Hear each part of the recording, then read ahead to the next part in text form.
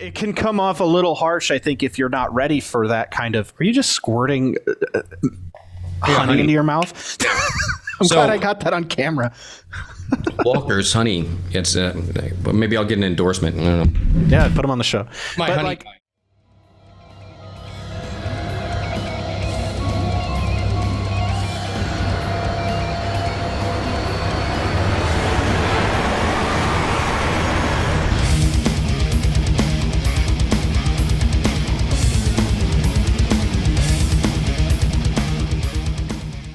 All right, welcome to this week's episode of Guitar Autopsy. Today we have guitarist Al Joseph on the show. Al is a leading instructional author. He's got his own band, Hyvmine, and he's a killer instrumental guitarist as well. And, well, without further ado, let's get Al on the show and let's tear it up, man. So, dude, good, how are you, bro? I'm chilling, dude. It's great to see you, man. You know, dude, I have to tell you, when we were on tour, I don't know, I suppose it's been a couple years now. Yeah. But when we were on tour, I had the most fun out on the road with you, man. Nice, man. Cool, just getting to hang and stuff. We just had a chemistry that I didn't have with any of the other guitar players and artists out there, so it was really fun, man. Dude, man, same. Yeah. Back at you, brother. For sure, man. So Zach has an interesting story that I didn't know about you guys. Y'all had a little bit of history together as well that I didn't know about until Zach mentioned it to me. Zach, you want to jump in and talk about that a little bit? So yeah, the story that Rusty doesn't know is that you were the person who wrote the backing track for the Ibanez Flying Fingers contest, right? Right. Yeah. That was one of my JTC backing tracks, I believe. Yeah. Yeah, and that's the one that I used to win the competition, and you and I had just started talking at that point, I think, here right. and there. Yes. That was a lot of fun, man. I love that backing track. Awesome, dude. Yeah. I remember. And then I played on one of your tracks after that, right? You did. And the song is still titled Al Joseph because I can't come up with song titles. Dude, why haven't I heard this song? People were mad because they were talking shit. They were like, oh, it's because he played on the track. But it's like, no, this motherfucker won. Okay. Yeah. He won. End of story. Oh, I remember. Yeah. Somebody thought that because Al played on one of my songs that there was like nepotism in the competition because he played on a track or something. And it was like, dude, I had already won when he did it. Right. So this was after the fact. You know, it wasn't like before the track, you know? Exactly. At least not that I know of. Yeah. Yeah. It was super confusing. I had to do like winners for different regions too. It was weird. I forget, but it was like an Indonesian winner, US winner, and a couple other ones. I don't know. But yeah, that kicked some ass on that. So much deserved, bro. Yeah. Thank you. I heard it. That's pretty awesome. It kind of kickstarted my career, if you think about it, because at the time I was selling cars and doing normal 9-to-5 type shit. And then I won the competition and instantly I had 8 to 10 people hit me up for lessons. And I'm like, you know, at $120 a person at the time, I was like, well, shoot, I'm $1,200 richer today than I was yesterday. And then I was like, I think I can make something out of this. And sure enough, like it added the credibility and then it got my career started. It got my business going. We're coming up on like $500,000 this year for revenue with that. It's insane. So, damn. So right. Really, I gotta talk to you after this, bro. Yeah. But I just appreciate you because, you know, we've been friends on Facebook and you like some of my stuff and you comment and it means a lot to me, you know, to see people that, you know, because some people they don't pay attention or they don't care, but it's nice to know. Right. So I appreciate you. And then obviously now with Rusty, it's a whole other thing. So very grateful. Yeah, you deserve it, bro. Yeah. Thank you. Paul Gilbert judged the thing. I mean, how cool is that, dude? I have Paul Gilbert say something to you. Yeah. Oh, cool. Well, because did you watch that? Him announcing the winners? Oh, you did another one with Paul Gilbert's. No, your backing track was the one that Paul judged. Paul was the one that I think picked the winner in the U.S. or something. Okay. How'd that work, Zach? Yeah, so Paul was the judge, the official, like, because you posted. I remember it so vividly. You posted about like the runner-ups or like the great. What did you like? The top 10 people you really liked or something? Right. Yeah. They just had me do that. Yeah. And I wasn't on there, and I was so mad. Like I called Alicia. I was like, I swear to God, if I'm not in this thing, like I'm going to quit guitar. Cause like, you know, you won it. Yeah. And then of course, like the next night, I was like, all right, fine, I'll shut up. But basically Paul Gilbert did a video afterwards talking about the top 3 that he thought won. I'll have to send you if you haven't seen it, but he like played he played that opening lick of mine, that whole thing, and he had to learn it and play it, and I was like, oh my God. It's just cool that, you know, to have somebody like Paul Gilbert even say that you're a good guitar player. And he was like, there was sweep picking things I would never attempt in my life. So I was like, dude, Paul was one of my biggest influences. I mean, my 3 biggest influences early on, you know, Jason Becker, Paul Gilbert, and Yngwie Malmsteen, those 3 guys. That's why I have that song called Under the Influence. That's my tribute to those 3 guys, you know. So to have Paul ever say anything about my playing, or Yngwie or Jason ever, would be just like, you know, that'd be the shit right there. Well, but you had even one, not necessarily a step higher, but you had one that's just as cool, Tony Iommi. Yeah, that was a cool quote. Crazy. Yeah, dude, that was really unexpected. What was that at? All That Shreds? Yeah, it was like a clip that you sent me, or like a little news clip. The guy from All That Shreds website was interviewing Tony Iommi, and I think something came up about, you know, is there any new guitar players or something out there that you like? And he said something to the effect that, I don't really usually keep up with that sort of thing, but he had noticed my stuff on All That Shreds website and said that young lad, Rusty Cooley or something like that, is the forerunner or something. I'm probably not doing it justice because I can't remember exactly what he said. Can't believe I don't have it memorized, honestly. You know what I mean? but you know, just to be mentioned by such a, you know, not just a legendary guitar player, but such a huge proponent in the history of metal guitar. It's just like, I just couldn't believe it. It's like, dude, crazy. Are you pulling my leg, bro? Am I being pranked? Is Ashton Kutcher going to jump out and, you know, you've been punked, right. You know what I mean? I wouldn't care if he did. I'd still take it as a win. Yeah, then you'd be on Punk. Then you'd be on Ashton Kutcher's show. Yeah, right. So that was pretty cool. Yeah, dude, I saw that Petrucci gave you some props on something a while back. That was crazy. That was crazy. Yeah. The guys at Metal Sucks like hit me up and like, dude, have you seen this? It was like weeks later. I hadn't seen it. Yeah. And that was a mark. Right. What did he say? He said a few things. He was going through a whole lot of them. You know, it was like one of like I guess maybe 20 players that were covering his stuff or whatever. Yeah. But he was like, he basically said it was spot on, and that's what I went for. So I'll take that. Cool. What did you play that he watched? I played Damage Control. Okay, you did a cover of it. Yeah. Nice, dude. Yeah, dude. That's pretty cool, dude. Yeah, that's the one. I wanted to play it at Berklee, but it was too fucking long. So yeah. It's those little moments, man, that makes it all worth it sometimes. You know what I mean? Because as musicians, it's not an easy life, dude. You know, it's and not. I'm sure you guys are the same as I am. If I didn't love playing guitar so much, I wouldn't do it. You know what I mean? It's just the love of the guitar. So when you have those moments where it's getting acknowledged by your peers, or you get off stage and a random fan comes up and tells you how much your music and your playing has affected their life and what way, that's the moment that it makes everything else just wash away. And man. Gratitude. I think gratitude is so important. Like if it were, I don't know. I feel like if it were, Joe Satriani too reached out and said something recently. And it was one of those moments where I remember taking a nap and I was just feeling down, you know, like, you know how it gets sometimes. Yeah, for sure. You're just like, you know what, dude, I just have to be grateful for like everyone. Like if anybody from any country, whatever, fan, whatever. And I see that a lot these days. It's like, oh man, this fan dude, man, they're bugging me. It's like, nah, man, you got to be grateful for, man, these guitar players are like that, bro. They're like that around here. Wow. And it's like, but for me, it's like, dude, I got to focus on like the positive and like, and then all of a sudden shit like that happens where it's just like, okay, that's icing on the cake. Yeah. I now it's like, okay, I'm doing this for the right reason. And this is what I'm going to maintain, like that mindset, you know? Yeah. That's awesome, dude. And how do you keep yourself in that kind of state of just being positive and grounded and you know, what's the word I'm looking for?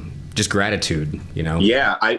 I follow a lot of people like outside of guitar, you know, and I don't read a ton of books, but I try to make sure that I'm reading something that's dope, that's maintaining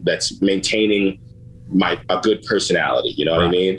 And it keeps me in that zone to where I feel like I want to attract those types of people, you know, like when we were on tour, dude, like again, like I gotta say, like I say it all the time. And like, even when you reach out, like, and text every now and then, it's just like, dude, this fucking guy, man, this is the guy, this is the dude, man, you know? Cause dude, I grew up watching your videos when I was in high school, man, but seeing this guy, it's like, so like, I was like, man, it's all coming full circle. I'm going to meet this guy and he's going to be like, I don't know. You see, just that is giving me goosebumps, dude. You know what I mean? It's awesome. I mean, you know, like I remember one show you came on stage wearing a Hyvmine shirt. Yeah. You know, that kind of shit is what it's about, dude. Like we're all out here to support each other. And I think he was wearing a Hyvmine shirt on our last interview. With Bumblefoot, one of the episodes this season. Yeah. I'm not sure, man. Yeah. Sick, dude. Appreciate that, man. I got to get some of your shirts, man. For sure, dude. I'll hook you up. Fuck yeah, man. Yeah. But yeah, that's what I'm saying. Like shit like that, I feel like I've gotten down because there's been certain camps of artists that I've wanted to collaborate with and be friends with, and it's we never really saw eye to eye on some things. And you know from those you know the stories. So it's like, but I just feel like even in life in general, I was out in Joshua Tree with a bunch of my COVID tested friends, by the way. Right.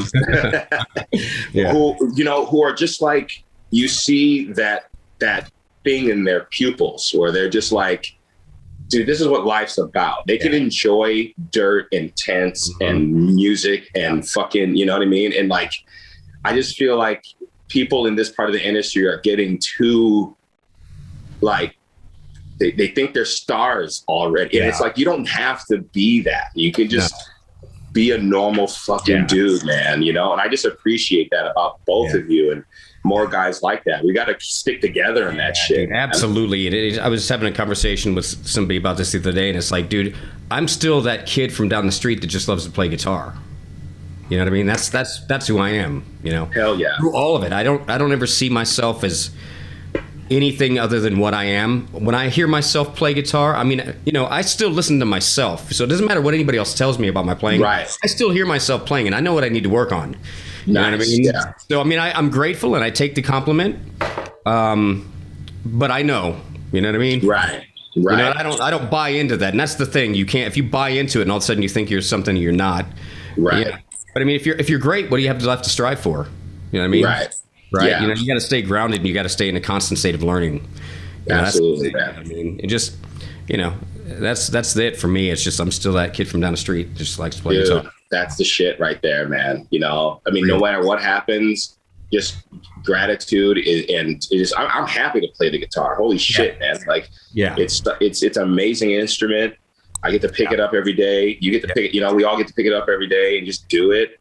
And it's funny because, like, I was talking with a couple of friends of mine about this, and there's a group of friends of mine here in LA that I try to get, like, yo, dude, let's go out. Like, let's go out. Let's go out. It's not just to holler at chicks and fucking act cool. It's more to like understand, bro, like, people outside of this universe, it's what fuels everything, you know? And you get to see yourself, you know, in these different situations, man. It's just like, yeah, man, there's just so much of the this like mindset that I just can't agree with, and I can't fuck with it, bro, because it just fucks with my energy. You know what I'm saying? Exactly, dude. Life is way too short, man, to get caught up in bullshit like that. Yeah, man. You know what I mean? It's just, you know, I was actually talking about that with Alicia, that, you know, the people who aren't in the music scene or whatever, like, let's say they're in like the bodybuilding scene or a couple other scenes, there's always negative people no matter what scene you kind of attach yourself to. You know what I mean?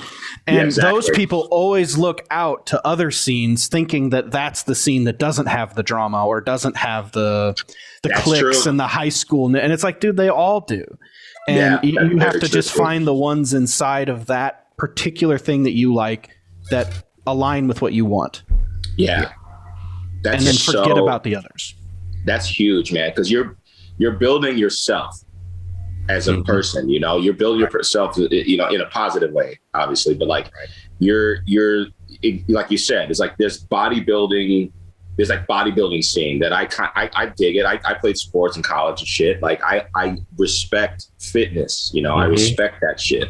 So it's like, yeah, I'll get questions like, you know, what do you think is better, doing biceps like this? I'm just like, dude, I just want to make sure I work out so I don't get like, so I don't end up like a fucking whale or some shit like that. You know what I mean? I want to look presentable on magazines, shit like that. But it's like, it's fun. It gets my endorphins going. Cool. All right, what else am I into? You know, but you go to the gym and like, there's negative people at the gym who are like, and you don't even want to work out. Or they're just so in their negative ways, or they've been screwed over. It's something that you just have to be aware of constantly and know what you want and forget everything else, like blinders. And you've got to try to keep that positive mental attitude when you're in the presence of those that are not. Exactly. It's how you respond to those people that makes the difference. You know what I mean? Yes, man. Because if you bring yourself down to their level and start getting defensive or whatever because of their indifferences or whatever, that's just not making anything any better. You just got to just like, yeah, cool, bro. You know what I mean? I'm just not going to engage in debate. Right. You know what I mean? And you've been around a lot longer. I wanted to ask you that because that gets hard for me. I won't lie. Like, although I'm focused on positivity and focused on like building and all this kind of stuff, I can be a combative person. It's like, motherfucker get in my face about some shit or say the wrong thing, I'm okay with setting that boundary and being like, yo, dude, lines right here, don't fucking cross that line. You know what I mean? But it's like, some people see that as like, oh, you're being negative, you're being defensive. Like, no, I'm telling you, since you obviously don't know where the lines are drawn. Right. Yeah. This is it. And don't cross that. But it's like, I get what you're saying. And that's like the next step I feel for me, which is to like, when it happens, how to stay present and just be like, you know what I mean? So, just like, so I'll tell you how I deal with it. Okay. There's two things because I'm not always cool. Every now and then I'll just let it go. You know what I mean? But it's once in a blue moon, but the first thing that gets me is like, if you come on my page, I call that my house. If you come in my house and you want to talk to me like that in my house, no, I don't think so. You're in my house. You don't disrespect. You know what I mean? That gets me. It's one thing if people post some bullshit, on wherever, because people are going to do that. Haters going to hate. Generally, I won't engage it at all because as soon as you engage it, you're opening yourself up to a debate because that's what they want. They want you to see. They want you to engage them. They want your attention. Look at me. Right? No, so I don't do that. But if I do, in that moment, if I do engage, I usually try to come across as positive as possible.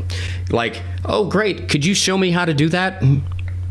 Since I can't bend in vibrato, what song of yours can you reference me to so I can hear how to do it right? You know what I mean? It's kind of smart-ass-ish, but it's like if you're going to come at me and tell me that what I'm doing sucks or I can't bend or I can't vibrato, can't write a song, well, what song of yours can I listen to get better?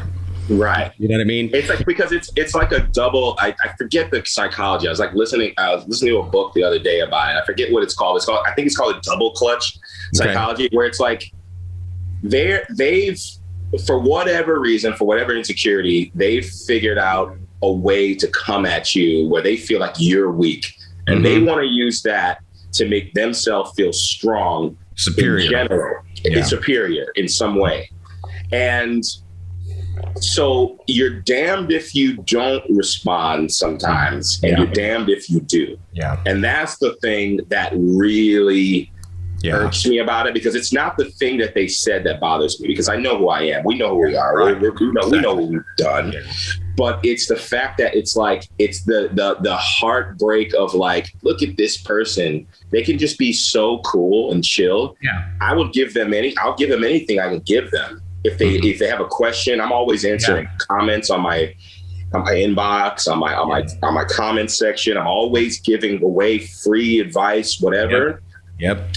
And it's just like, no, they don't want that. They want to make me look like whatever it is to them. And it's like, well, for me, it's like, you've already decided I'm a dickhead.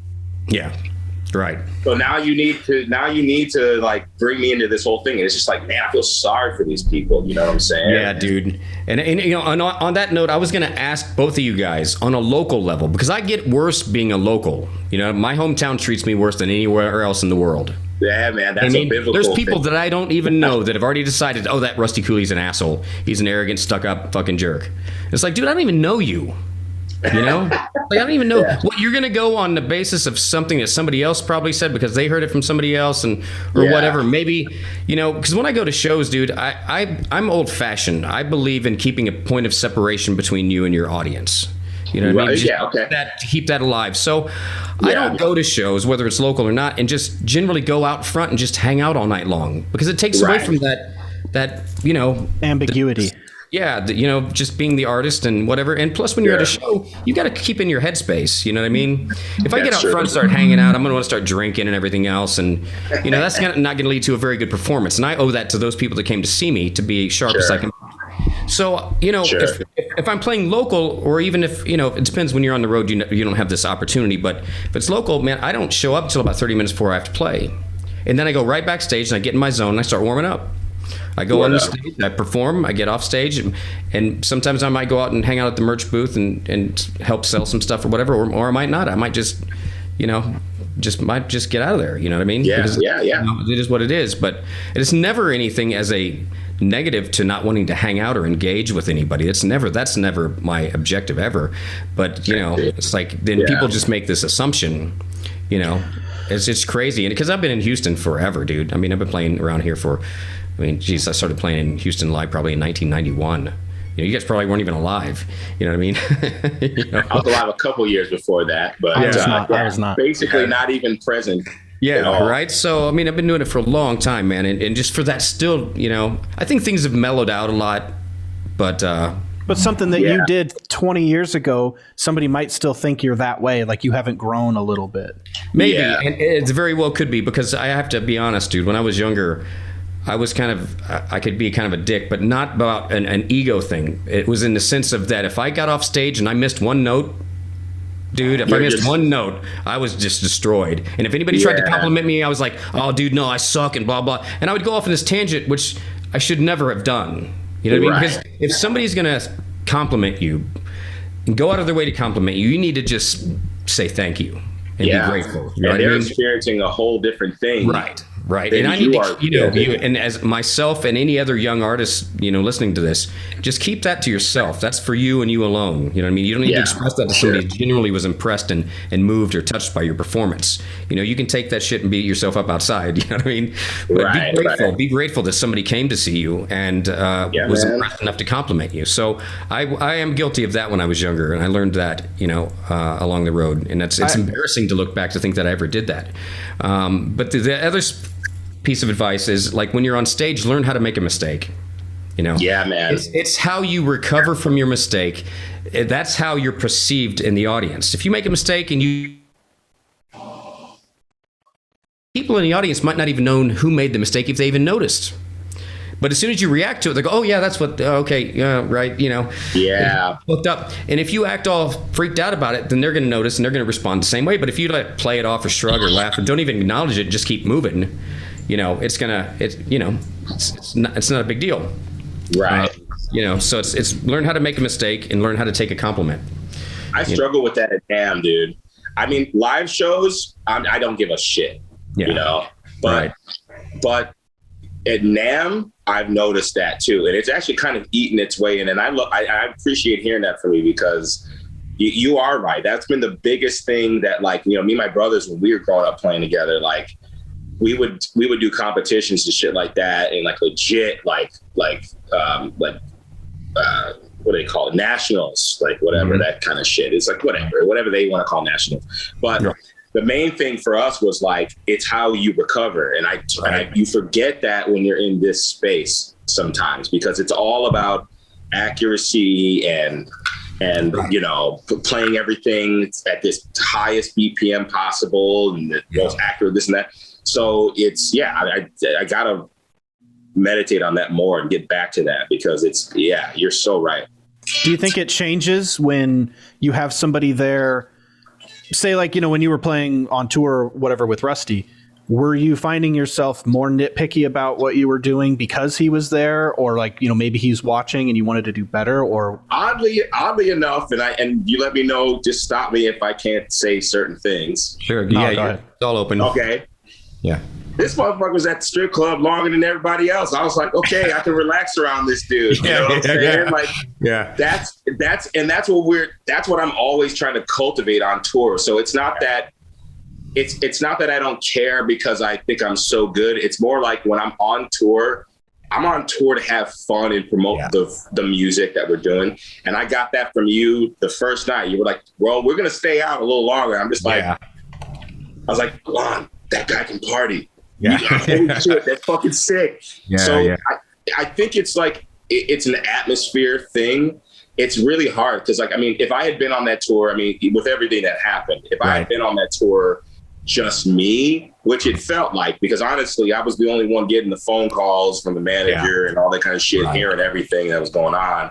It's like, if I had been there by myself, it might have been a little different, but I think it's all about keeping it fun, man. And honestly, like, it's cool to see someone like you so seasoned in the game.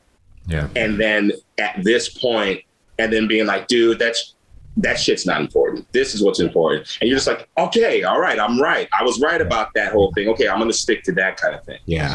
And I guess what I'm getting at is that, like, it's disappointing when you know that that's the vibe.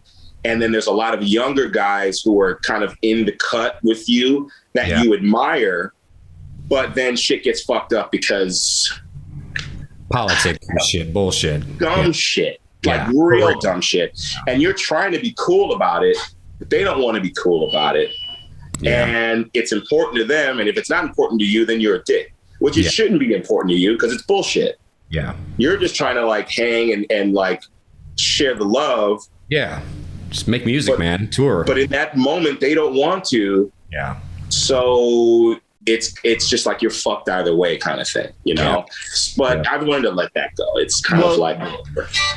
You it looks like you kind of read books like positivity and maybe some like entrepreneurial books to like help keep you motivated and stuff. Like you've probably heard the saying that you are the average of the 5 people you hang around. Of course, bro. That's it right there. And when you go and you hang out with somebody like Rusty, or even if it wasn't him, but like another band that has a good status themselves, or they're super professional, or they like to party, but they always show up on time, whatever, that's going to mold you into who you're ultimately going to become. And if you hang around a band that is a bunch of idiots who don't show up on time and they're not professional, they don't even like have the decency to like tune their stuff or have their gear ready to go. Or respect for the fellow musicians on the tour. That's half of it too. Respecting everybody's time and their space. You know what I mean? You know, going over on time, or you need to be off at this time. You better, I mean, that's respect. You know what I mean? Yes. And I value that a lot. It's very important to me to be like that. You know, because I would want everybody to treat me that way too. You know what I mean? Exactly, man. You know what I mean? And if you go out and do that, I want to ask you though: is it a Again, I'm not that seasoned in this whole touring thing. Yeah. But it became this thing on a tour before that, where it was kind of like the headliner is kind of egging you on a bit. Like, I want you to come up on stage and take your rehearsal time from me, kind of vibe. What does that mean exactly? What do you mean? It was like they would their rehearsal times were over. Like, okay, and then we would show up and rehearse and try to rehearse and be like, yo, dude, it's our turn to rehearse, man. Get off the fucking stage, you know? Yeah. And they would be like, oh, there's a couple more minutes. And it's just like, all right, man, like, I can throw you off the stage. I can do that. Do you want me to physically do that? Yeah. I mean, if that's what you want, if you want to be punished, you know? But it's like, I don't know if that's like a standard mindset in the whole thing. Like, I mean, you've been at a high level. You've been like playing with people that are like, you know, they're well-known motherfucking guys. Yeah. So is that more like a mid-tier attitude that you find with like more lower level guys, or does it fluctuate? I don't know. That sounds like somebody that's just trying to flex their muscles, man. You know what I mean? Because most of the time when you go out on tour, you generally know in advance who you're going out with, and there's some sort of camaraderie or something. And even if we didn't really know each other before we went out, but we didn't have a problem, you know? Right. There's that respect, you know, and I always go out with respect. I think it's just having, I don't know, man, it's just common sense, man. You know what I mean? Some people have that's the thing. It was like, am I not being an asshole enough like in this situation? You know what I mean? And it's one thing if maybe the headliner or whatever is taking a little bit longer because maybe they got a special gig that night and they need to add in another song or something. That's right. But it should be discussed beforehand. You know, we were on group chat, you know what I mean? It's like, that's something that you tell the other person. I was just wondering, because it's just like, I don't agree with that either, you know? It's like, you will get divas out there, and you will get, here's my biggest experience from touring. Managers only do what the bands tell them to do. I see. So when a manager comes up and tells you something that's not cool, and then the bandmates, the guys in the band say, yeah, man, sorry if my manager's being a dick. It's just their way of being a dick and not having to be the dick because they make their manager do the dirty work. I see. You know what I mean? It's not the manager didn't say that. They got that information from the band. Exactly. Dude. You know what I mean? Yeah. Oh, man, sorry if management's being a dick. Yeah, that's a cop-out right there. Right? Because that's where it's coming from. Because, like I said, management is only dictating what the band wants them to do. I have a story about that same situation right there, where we were playing a local gig here, and we were opening for another band, and they were, you know, pretty high profile. And we had, like, I pay for my own lighting guy and my own sound guy. His name's Pat. I pay for him because it's worth it to have a custom light show for everything we want, and he does our sound for us. Yeah. We were doing all of this, and the sound guy, who is also knows the band that was the headliner, was like, well, you guys can't have your own sound guy and your own light guy. You'll make the headliner look bad. And I was like, well, good. I mean, not good like to make them look bad, but if you're not going to bring your A game as a headliner, why do I have to suffer my whole situation that I paid for to give people the best thing? And he's like, and of course I was like, well, if you don't, then we're not playing the show. But we brought half the draw. So it was like, what are you gonna do? Yeah. But dude, I have to say that is common. Like, if you go out with a headliner, you have to sell your merch the same price the headliner's selling your merch. If the headliner's got this certain thing, you can't have more than the headliner's got. You know what I mean? If you come in and you have your merch way cheaper, you have to sell your merch at the headliner's price. Really? So that, yeah. Oh, wow. Yeah. So yeah, I've experienced that. You know, you have to sell it. Everybody has to sell their merch at whatever the headliner's selling their merch at. Dude, we opened for Rob somebody Zombie that and goes that to the show won't buy the opener's band's merch because it's cheaper. Right? So I remember when we know. opened for Rob Zombie at the Rock Fest. I remember that happened. Yeah. We had hoodies. It was so cold, and we had hoodies for $35, but his were like $80. Yeah. So we sold out all of them, and they were pissed. Oh yeah. I guess I didn't even think about that. Yeah, dude. You sell your merch cheaper than the headliner. The headliner's gonna be pissed because they lost those sales. Which we didn't mean to do. Obviously, right. It was just of course not. I mean, right. No one goes like, in there. You know, you come in and you're just thinking about how much you think your stuff is worth, and you want to sell some stuff, right? You don't want to not sell because you overprice it, right? See? So it's like sometimes you'll eat some money just to get your shit out there and have people wearing it and see it. So you know, this kind of shit is why I guess was left, or I left, whatever the fucking thing is. I left the management I was with because.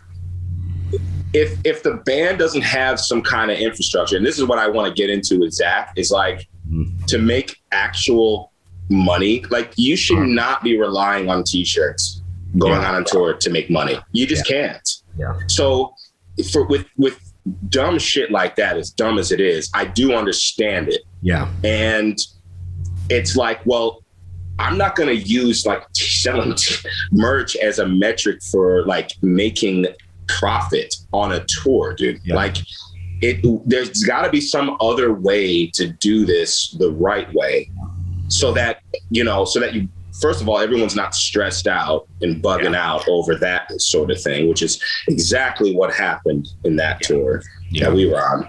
And then also you can kind of build camaraderie that way and have some leeway, because part of me is like, dude, fuck you, man. You're so band that's fucking huge. Yeah. How are you not knowing to come out here and sell at this fucking price, you know? Right. But at the same time, they are a band, and bands are stupid, and they don't think about things like what to do on the outside of this thing. They just go, oh, we need to, new albums coming out. We need to It's weird, man. It's like you can only make money in an album cycle, and then all that money is just T-shirt sales. It doesn't make any sense to me at all. It's such a different game now. You know what I mean? Because man, there once was a time when all you had to do was just be a musician and worry about rehearsing and showing up and playing a gig. But that day is long and gone, man. It's gone. You have to be everything now.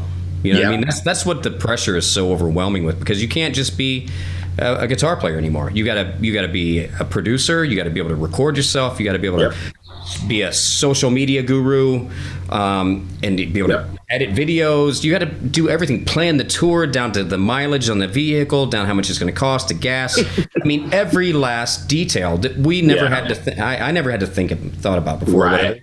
It's so crazy. And I don't think most people even understand that aren't musicians. I remember having a conversation with my son one time. We were on our way to see As They Lay Dying, and he was asking me some stuff about it, and I was like, well, Sebastian, who do you think pays for the tour bus? Who do you think pays the tour driver? Who do you think pays the venue?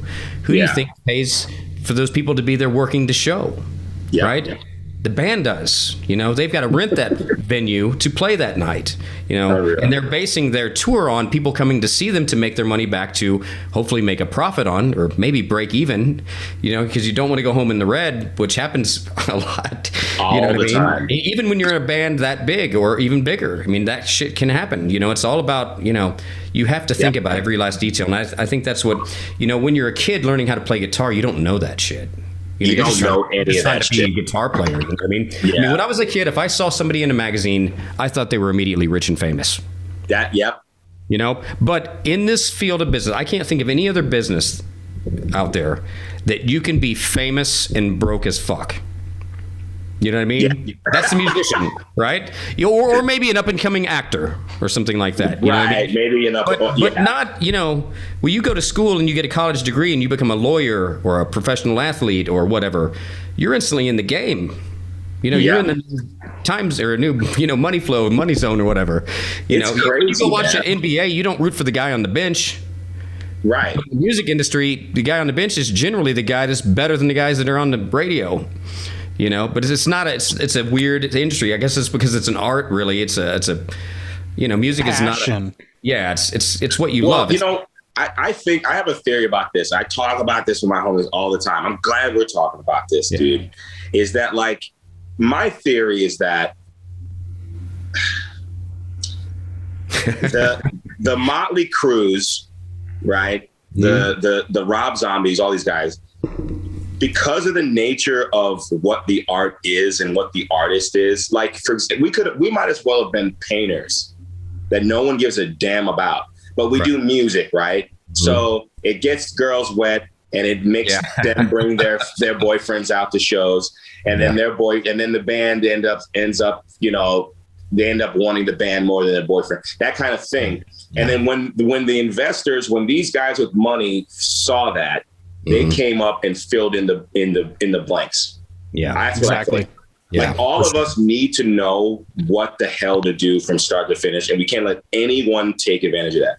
Because when you're looking, I'm sure if you were sitting down with like Will Smith or Leo DiCaprio, and like you were just like, okay, so where in your music and not in music industry, but where in your career did you get fucked? Like on money, like where you get fucked? Or if you talk to Dave Chappelle. Dude, this motherfucker is not getting paid for Dick Chappelle show. And it's everywhere. But so now it's like this guy has to use the Chappelle show as like, I mean, get this, right? About a couple months ago, they put Chappelle show back on Netflix, right? Seasons 1, 2, and 3. Now, season 3, he wasn't a part of, but they were his sketches that he was in. But they were being hosted by Charlie Murphy and Donnell Rawlings, right?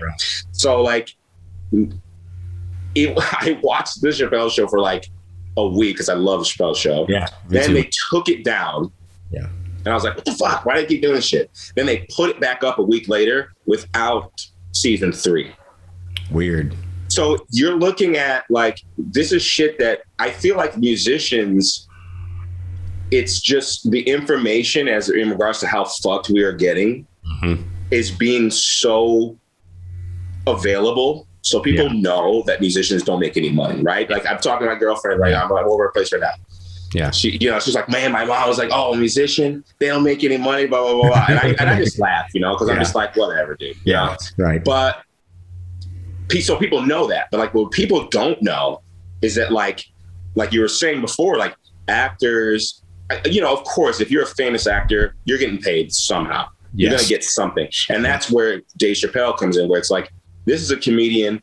This is someone who's done sketch comedy. And this is someone who has been in movies, big movies, where there's some way for him to make money with this thing. But it's still the same thing in my opinion, where it's like this guy is still doing stand-up, where he's like on Saturday Night Live recently talking about like, yeah, I'm still not getting any money for any of that shit. Oh, man, I'm just like, wow. Okay, it's the same thing, but us musicians have to figure out a way to build, for each other and support each other, For sure. And, you know what I mean? And with actual money, though, say it with money, say it with infrastructure, say it with a plan, say it with, and I think social media is just giving us this like, hey, like the universe is like, hey, we forgot about you guys. Sorry. But here it is. And then, you know what I mean? And we can like figure it out that way. But you're right, dude. It's so hard, man. It's tough, man. And I think you're I didn't know that about Dave Chappelle, man. That's awful, dude. Man. I mean, he's won the Mark Twain Award. He made all that money back and some. But still, that's his stuff, dude. You know what I mean? And you hear about stories like that with musicians, even back in the day. I mean, because these people at record labels and management, they see something in you, obviously, and they got dollar signs clicking, right? Yeah. And they know you're young and hungry, and dude, you're willing to sell your soul, man. You know what I mean? Yeah. And it's they get you, man. You got to be careful. You got to be careful. They're doing well, but where they're getting fucked, which is it's a nice thing to see. Not, it's a nice thing to see. Right. Yeah. Exactly. Is that it's social media is at a point to where we are actually more tethered to our fan base, and our fan base is actually kind of rating us on our personality. Mm-hmm. And they're going, okay, because where it really started to click with me and where I really started to make money online is like, when I realized that this is a service, man. This is a service business. I made some art.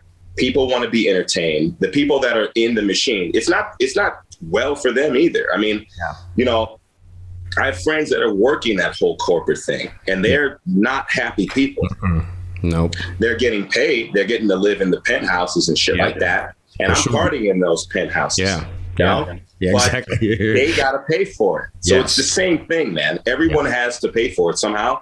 But I think what's cool is that like I've done so much research on like social media marketing. I bought so many courses, all this shit. And it's like, you're starting to see people who are just like moms, man. They're making $70K a month teaching people how to plan a baby shower, dude. Yes. Baby shower, dude. For me, it's like have some friends over. Let's fucking get wasted. Yeah. My girl's having a baby. She can't have any drink. You know what I mean? Like for me, but for them, they have this whole thing mapped out and they know how to teach it and they know how to put it on social media. So it's like, we're given that same chance too.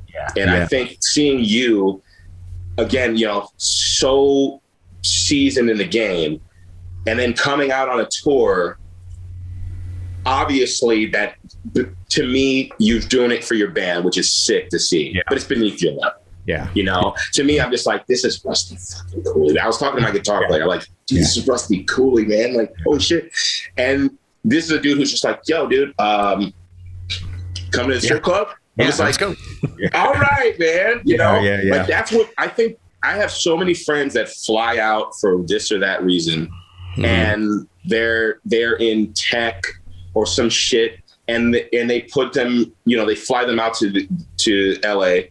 They put them in a penthouse somewhere, and they're just like, who am I going to call? I'm bored. I want to party. Al Joseph is here. And they're just like, they call me, they hit me up, and they're like, dude, barbecue, booze. We never met before, but what do you say? And I'm just like, on my way. And these motherfuckers, you know what I mean? And they got guitars. All I have to do is type ONY or W on my phone, so it types it in for you. Boom, okay, nice. Dude, you know? And you look at that and you're just like, okay, I'm starting to see some things connect here. Like, here's people who make money. Here's people who are like artists who are literally the backbone of our society. Yeah. All of us are. Mm-hmm. And it's starting to do this. Yeah. You know? Mm-hmm. And not only that, it's starting to happen more often and more often. The more I go out, the more we have a good time, the more we keep the vibes good. Yeah. More that I don't do any dumbass shit. You know what I mean? When I'm out, you know what I'm saying? Like, you're starting to see the path. And then now it's like most of my Skype lessons are high ticket. Mm-hmm. Most of them are people who make money. Most of those people fucking love to party. Most of those people fucking are close to LA. And it's like, I'm seeing a culture start to build here. Yeah. So I feel like if we just like hang in the pocket, don't take any bullshit deals. I mean, maybe a few just to keep the fucking lights going. Right. But it's like, the more we do that, the more I feel like we're given a second chance to just look at what happened. And that demon or devil with the fucking sign on the dotted line is not going to have so much power later. Yeah. And that's where I'm kind of optimistic.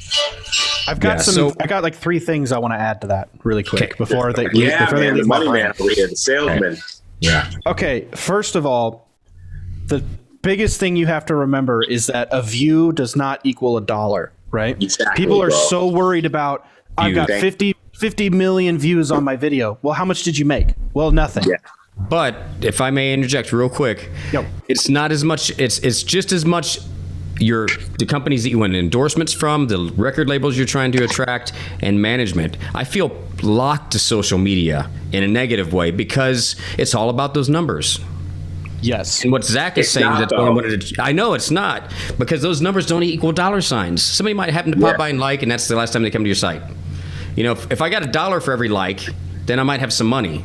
You know what I mean? Right. But that doesn't really equal, you know, so you got this big number of likes and whatever. It just, it doesn't always add up. That's what Zach's saying, though. He's like, he's on it. Right. That's why I had to jump in there, because I see that exactly.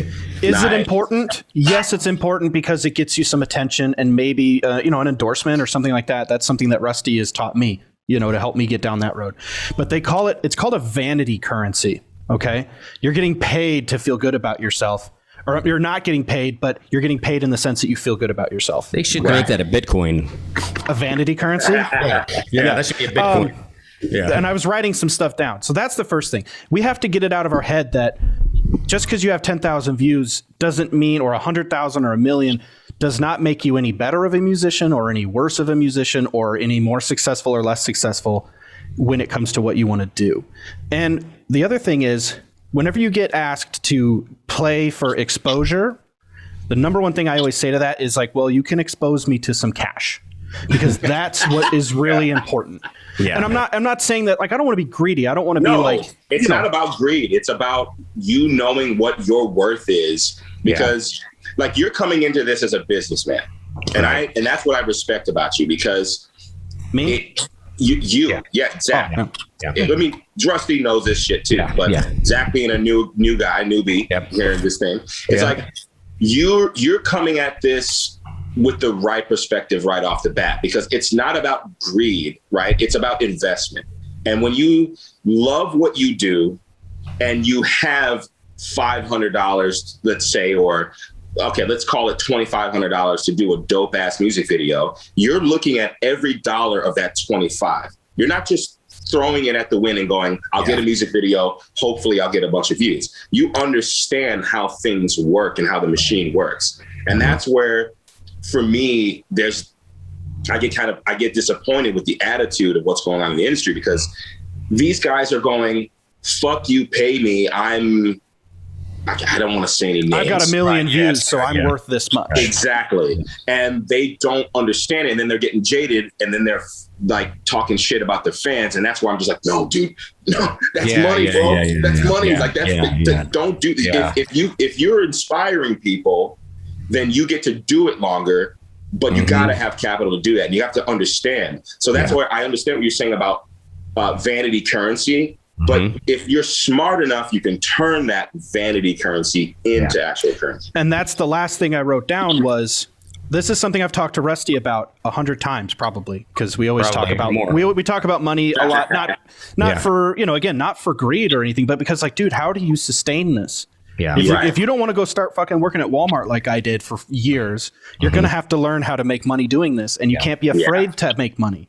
Yeah. The last thing is, I would rather have 500 real people, real fans, real people engaged with me than 500,000 that don't give a fuck. Yes. Because Patreon is a great way of doing this. Rusty's got his Patreon.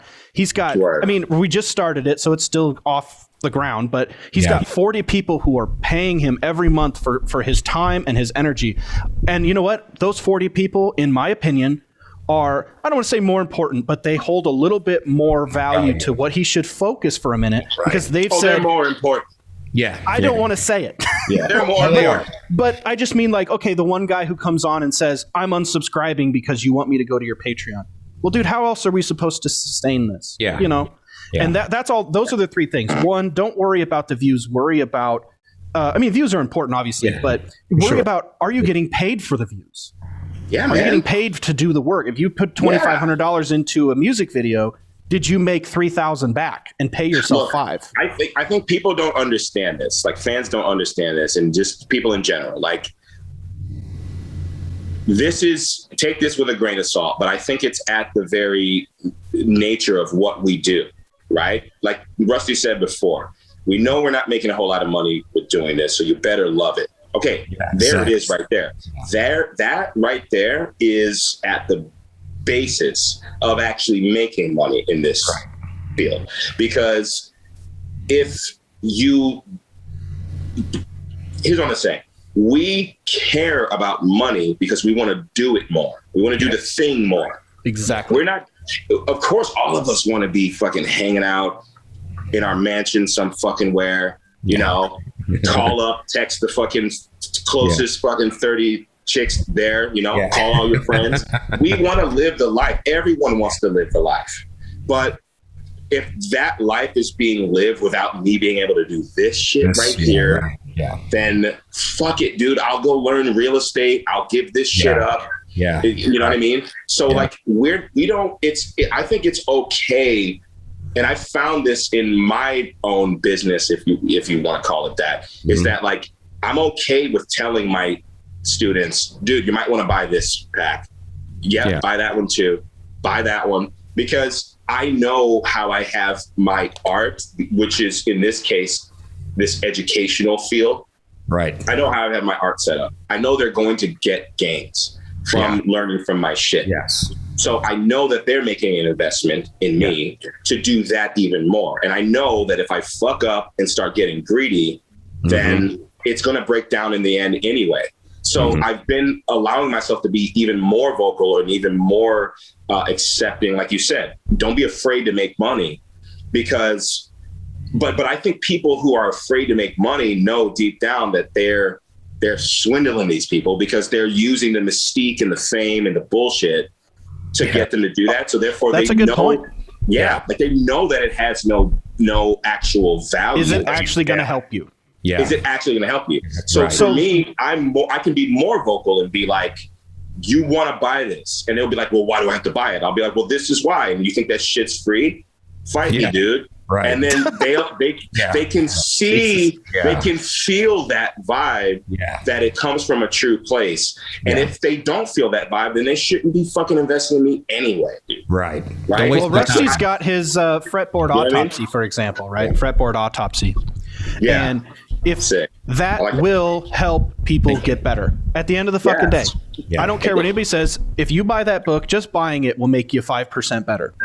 Because you're inspired enough to pick up the guitar that much more before you've even opened up the book. So the investment's already there. Exactly. But if he doesn't sit there and say, sorry, Rusty, we're talking about you. That's good. That's good. Go for it, man. If he doesn't sit there and say, I'm learning. Yeah. If he doesn't sit there and say, my shit is worth your investment because I invested hours of my life into this to help you get better when you can't see me, then what's the point?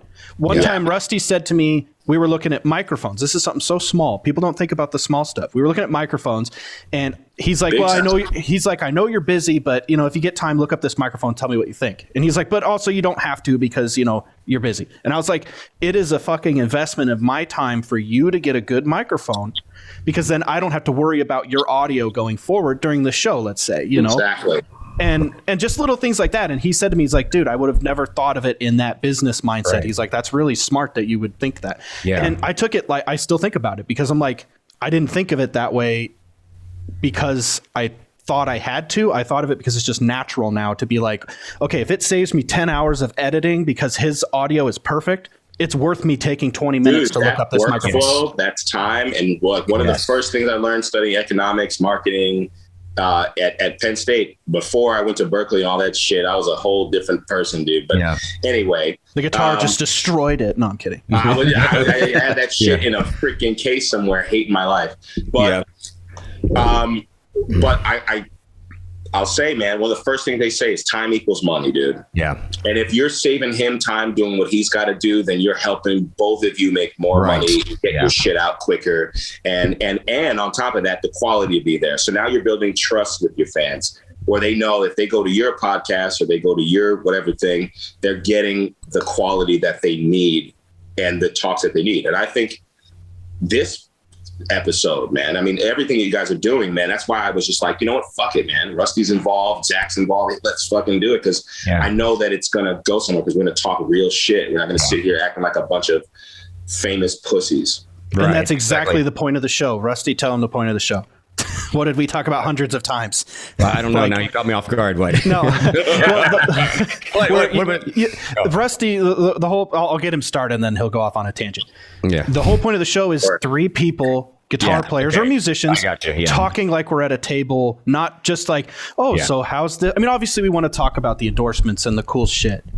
Sure. But this is real shit that people are like afraid, I don't want to upset somebody. Yeah.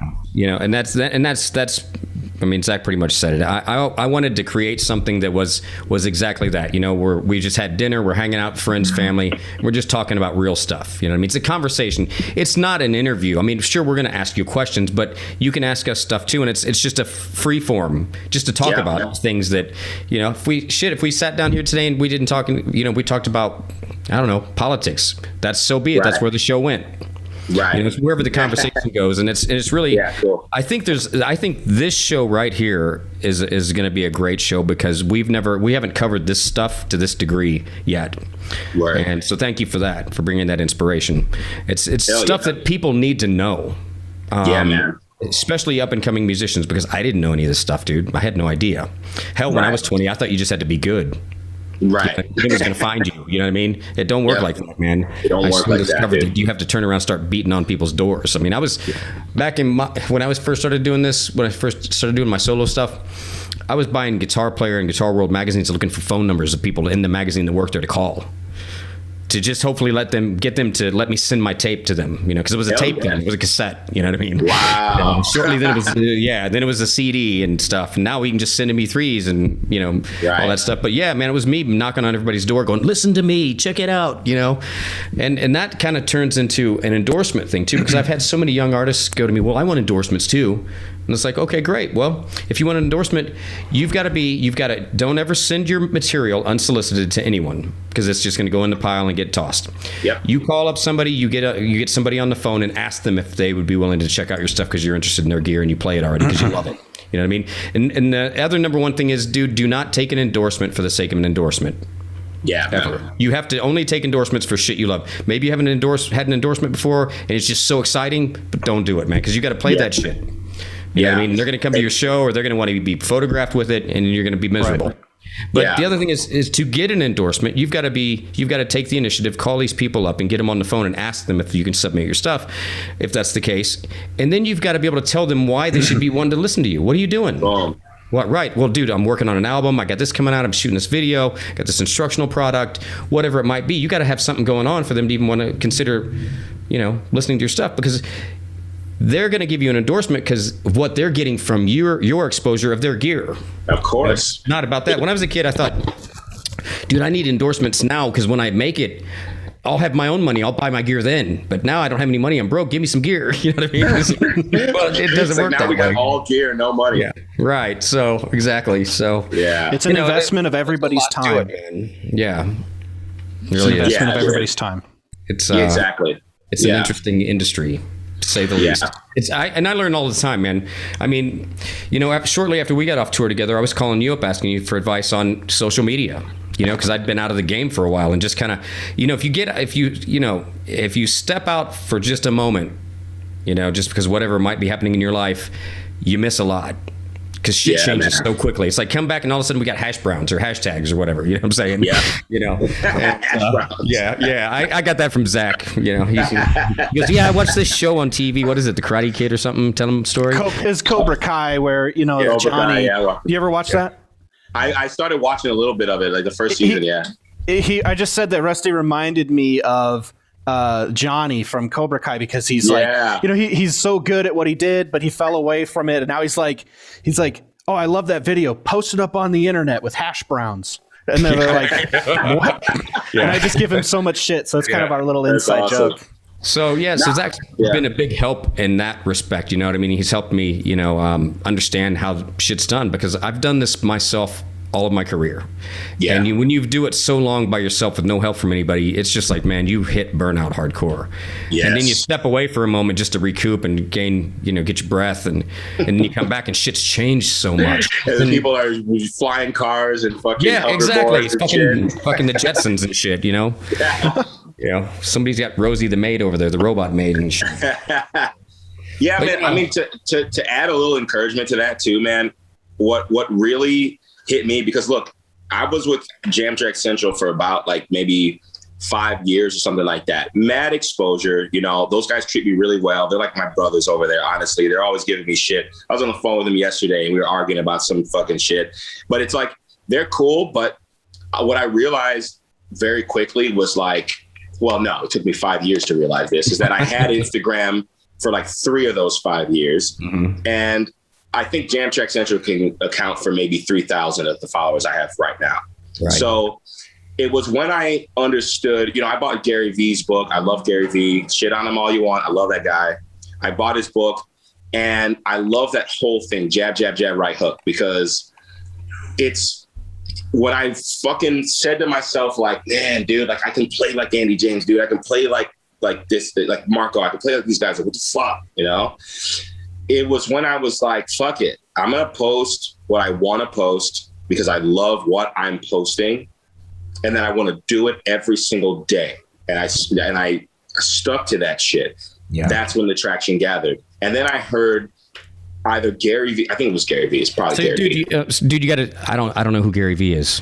Oh, Gary Vaynerchuk, man. I'll send you a link, man. Okay. Yeah. Dude, okay. This guy. Crush it. Jab, right hook. Jab, jab, jab, right hook, dude. And check Crush this It. guy Crush out. It was my favorite. Crush It. Okay. Yeah, man. This guy, when he said this one thing and it just brought everything together for me. Social media is social media for a reason. Like when you realize that everything that Rusty was willing to do, which I respect, it's like going to the fucking door, knocking on that door. You know what I mean? Like sending that tape, like hitting up everyone. Like that's what it is. So just do that, you know, seriously. Like the crowd funding, the crowd gathering, all that kind of shit just happens when you just go out there and play. It's like you're playing on the corner of fucking this street and that street, whatever it is. Yeah. And you're driving over here. Now you don't have to drive anymore. So now it's like, if you see it like that, then back to what Zach said, it's like, see it as a gradual thing. It's okay if only 500 people view it this time, whatever it is. It doesn't matter, man. At the end of the day, you have to figure out how to convert that shit to sales so that you can fund your lifestyle, so that you can keep doing what you're doing. And it's all an investment. And I think people need to trust that when you take their money, you're going to keep doing the cool, dope shit that you're about to do. But for me, it's like the hashtag is nothing but me saying YOLO, you know? It's like it's no different for me kind of like tying into the vernacular or creating a vernacular, if you will, creating a thing to say, you know? It's like you said, man, what do you call it? Fretboard Autopsy. Yeah, that's Fretboard the Autopsy. sickest name ever. Yeah. Thank you. That's what I It's a said. sick ass name. Yeah. That says everything they need to know of what they're going to get from the thing that you're putting out. And so it's just like hashtag Fretboard Autopsy. And the people are going to see that and be like, what's that mean?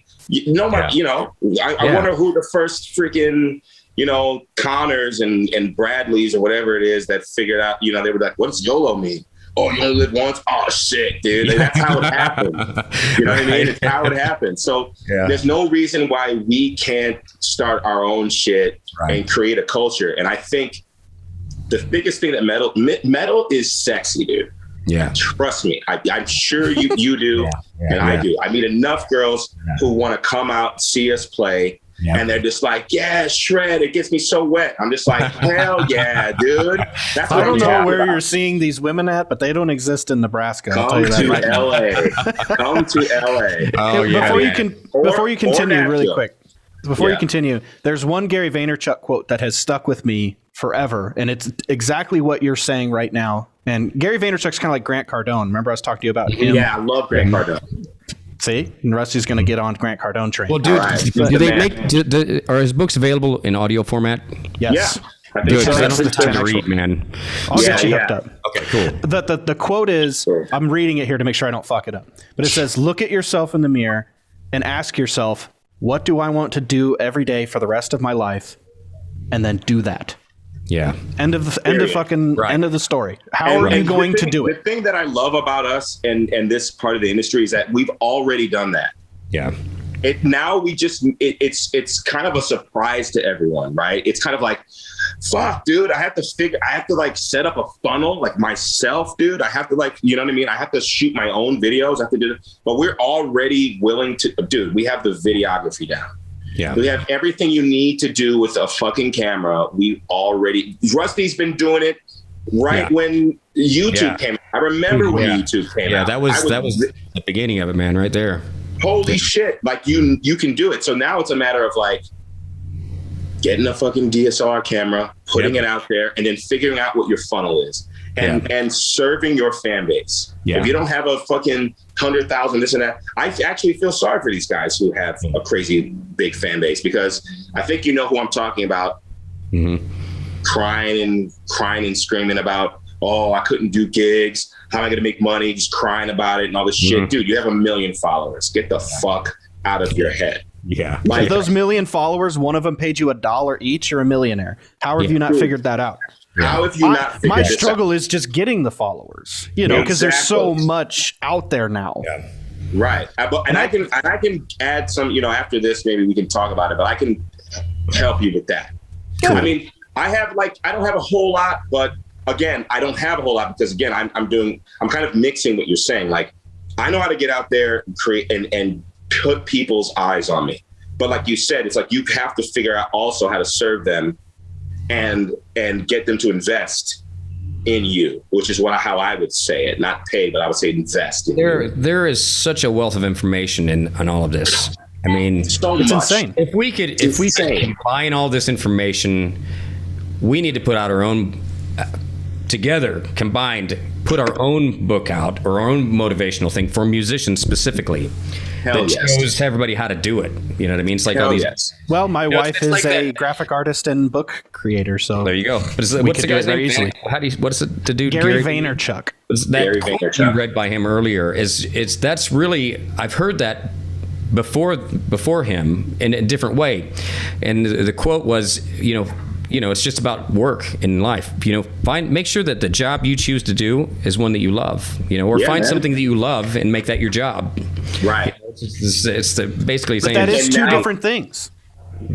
That's It's two different things. But now musicians need to learn, okay, you found the thing that you love, that you're willing to be poor for, that you're willing to eat ramen noodles and bologna for, dude. Yeah. And that's good. Now just figure out everything else. Yeah. And I have, dude, you will not believe, I'm not going to say any names, but like one of my closest friends, very well-known guy on social media and everywhere. Yeah. Like, this guy's literally telling me on the phone, yeah, man, but I'm just too lazy. I'm just like, well, what do you want to fucking do, man? I mean, You're Are gonna you die putting- one day. That's harsh to say. You're gonna fucking die, bro, and you're gonna fucking suffer, dude. I mean, social media has given us the advantage back, bro.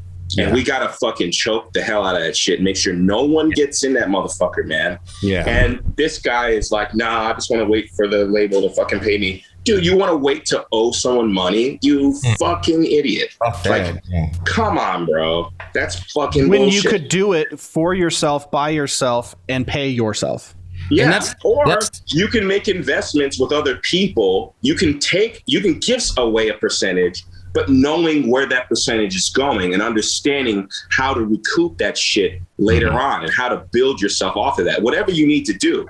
But it's almost like no one wants to take the fucking responsibility. Everyone wants to just be famous, sit back, get a blowjob, and fucking make $10,000, man. That's the dumbest fucking shit, dude. That's the dumbest mindset, and it's gonna fucking hurt, man, later on, man. Yeah. That's what this show is, though. That's what this show is with Rusty and I, because we came together and said, dude, we need to do something. Like this, what do you want to say? Yeah. Like this industry, I think is how we said it. Like the industry's suffering from information.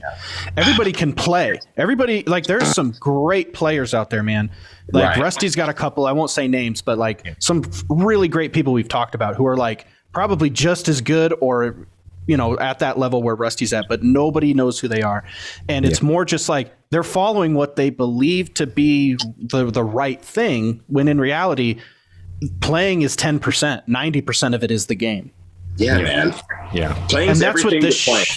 This show is about that for that reason. You know, Rusty, I was like, dude, you have so much information that, I mean, look at how much you've taught me and Al in this like the hour-long conversation about. Seriously, you got somebody like Al who's been doing it for a while, and you know he's had his own share of experiences. But then he comes to you and says, "Dude, well, how do you deal with this?" And then to you, it's just normal everyday shit. Right. You have this like $1 million worth of information in your brain, and that's what we're doing with this show, right? Yeah. Like, but at the same time, there's so much that I'm learning from you guys, just because of that disconnect in generational the way shit's done. You know what I mean? The way it used to be done, the way I'm used to doing, it's not done that way anymore. So I'm having to go back and learn from you guys. You know, that into the biggest lesson that I've learned from like, you know, I was like holed up in my room. You may know this book, Zach. It's called Magnetic Marketing with Dan Kennedy. Okay. I was holed up in my room for like 4 days, dude. Like I think I just ate like Chex Mix and like drank water. I just didn't see anyone or text anyone. And I was just going through this book and just like, you know, just like no shower, just fucking going in. And like one of the main things I found was just like, dude, like no one's in your way. That was the first thing, because what happens when human beings don't have information is that we start to look for information. And if your own brain is where you get information, but you're looking at a new terrain, then you start to create shit. And like one of the biggest things that like getting back to what I'm saying, dude, about social media, it's like, dude, if you just look at it as the same thing, Rusty, that you were doing long time. This guy, Gary Vaynerchuk and Grant Cardone, both cats that have been in the game a long fucking time, dude. And Gary is a guy that like, this is a dude that was selling. This dude was picking flowers in his neighbor's yard and selling them to them. Genius. Like if this little fucker, like, I mean, that's what I'm talking about. Like, and most people will look at that as like, oh, that's unjust or whatever. But you know what I found?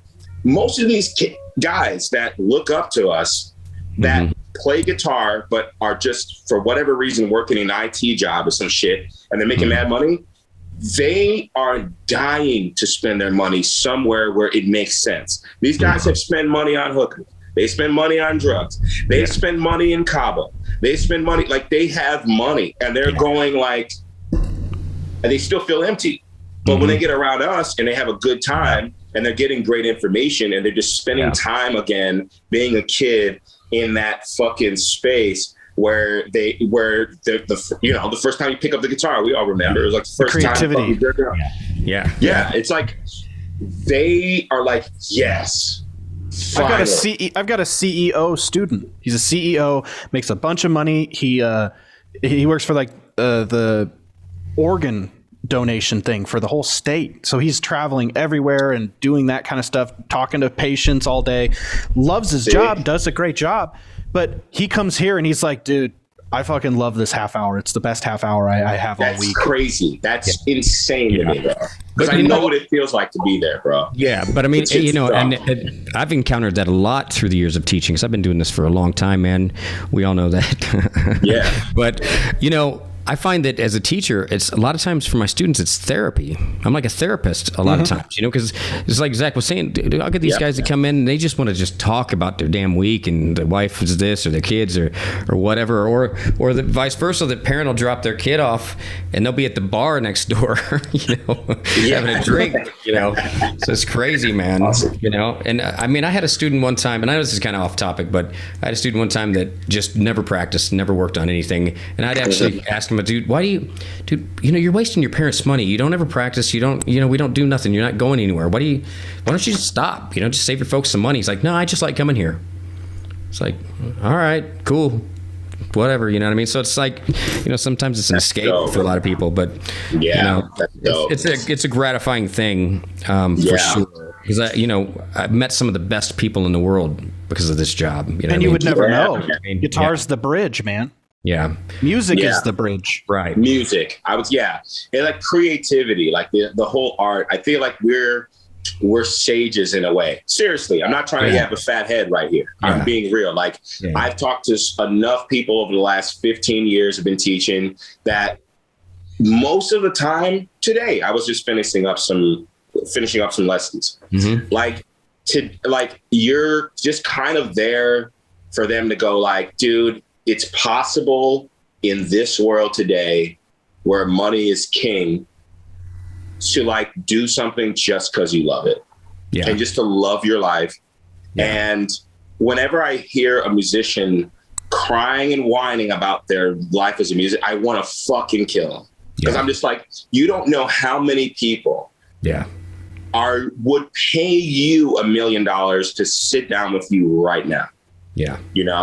And we gotta respect that, man. Like that's fucking cool as shit. That's so cool. Yeah. Anytime I would start to gripe about something, about around one of my students or whatever, they would be, dude, shut up. You play guitar for a living. Yeah. And it puts it into perspective really quick. Yep. Like, you're right. I'm playing guitar. What am I talking about? Yeah, man. Figure it out, dude. That's a beautiful thing. You know what I mean? And I think that's part of the beauty in playing an instrument, regardless of what instrument you play. You can't, not anybody can do that. You can't just pick up a guitar. I mean, you can go to get your driver's license when you turn 16 and drive, maybe not well, but you can do it. You can do it. Just pick up a guitar or a bass or a keyboard or sing and just, you know what I mean? So it's that work and dedication and commitment that we all put into it that makes it. You know what I mean? That's where it's really. And we got to take the mystique out of this shit, man. Yeah. I think I'm with you when you come from a time where that was the thing, and you're being a human being. You're calibrating socially to the environment. Right. People come there to see you and they're just like, oh, fucking God. They're just pulling their hair out and they're just going crazy. And you're just like, dude, I've done this enough times where like someone gets in a bar fight and I'm involved and this is fucking bullshit and I can't do this shit anymore. And you're looking at it for what it is. And that you always have to do that. Yeah. But I think the mystique will always be there. I think we're the ones that need to drop that. Yeah. Like that burden. Right. Because you know what I mean? Because like when you do that, then you look at it for what it is. It's a service. And then other people, other forces, record labels can't come in and fuck with you on that. Now, again, I'm not totally against them either, because I got to say, they got to do business too. And they have to figure out what product they're going to sell and all this kind of shit. I'm just saying, I don't want to be that product anymore, because it's just, if you want to sell something, motherfucker, like figure out what you got to sell. Don't come to me mooching off of my shit. And then all of a sudden squeezing me and fucking around psychologically. Dude, we are creative beings and we have to stay in that zone and just do our part, dude. We're not trying to be rich. We're just trying to be rich, bro. You know, we'd be fucking doing the Grant Cardone thing, fucking doing real estate and shit, which is again, that guy's a badass motherfucker. He's been through a lot of dark shit, you know, like darker than we've been through, you know, but some pretty rough shit, dude. Yeah. I mean, we've seen what we can do. I think we need to just take responsibility, get with each other, maintain that positive vibe, like you were saying, and realize that we don't have to be famous, you know, like we're going to be famous. Yeah. Think of it like, oh, sorry. No, go ahead. I was gonna say, think of it like this, man. Something from Grant Cardone that he said, where he says contract with people. So contacts equal contracts, right? So that's going to make a sale. Mm-hmm. The only difference is the R, and the R stands for relationships. Mm-hmm. So you think about, isn't that a great quote? Love it. And it makes so much sense because now, of course, he's thinking, okay, real estate or business, but why can't guitar and your band and music and the Patreon, social media, that is your relationship. When Rusty comments to somebody who's been a fan of his for 10 years and he comments back and just says, thank you, you've made that person's day. When I've been around playing guitar locally and I got a lot of people that like me here and, you know, I won the competition, like whatever, all that stuff is cool. But when I got on my first Zoom call or Skype call with you to do my lesson, I was fucking nervous. Yeah. I was like, oh, fuck, I don't know if I can play guitar. I forgot how to play guitar for about 5 minutes. I was so nervous because I was like it made my whole day. I planned my whole day around it. But to you, it's like, all right, this is another, you know, I mean, you were probably like, this is cool, I get to talk to somebody, but it's a 45-minute conversation for you. Mm-hmm. But that relationship gets built over time, and just saying thank you isn't enough. Saying thank you, what have you done with your guitar? And they go, holy shit, he actually wants to hear from me, and not just you, but any guitar player, you know. Right. Al Joseph says, dude, I want to send me some of your shit, and they go, oh, he wants to actually hear my stuff? Okay. And then they panic for a minute. And then it's like when you come home and your animals are so excited to see you, they have to like find a toy. They're like, hang on a minute. Here, take this. Yeah, that's funny. Yeah.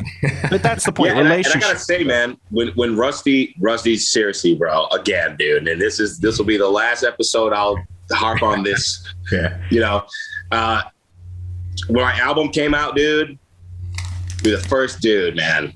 You know what I mean? Like shit like that it goes such a long way, man. And like, that's where you never know how that inspires somebody. For me, it wasn't only like affirmation. It brought a tear to my eye, man. Seriously, man. Like, I was just like, dude, I'm out here doing this shit the old school way. I'm doing this stuff. You know what I mean? Like, this guy respects it.